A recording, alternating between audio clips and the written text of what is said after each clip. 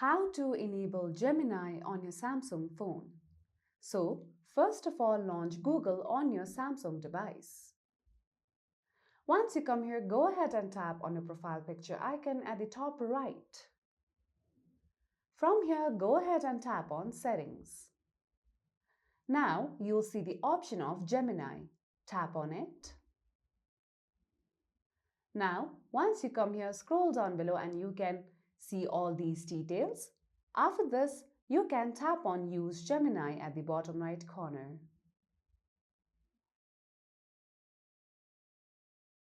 Now, after this, all you would have to do is long press on the Home button. With that, you can simply type on the microphone icon and you can speak anything. So with that, your search results will be generated through Gemini AI. So that's how simply you could enable Gemini on your Samsung phone. So that's all for today's video, and at last, don't forget to subscribe to our YouTube channel.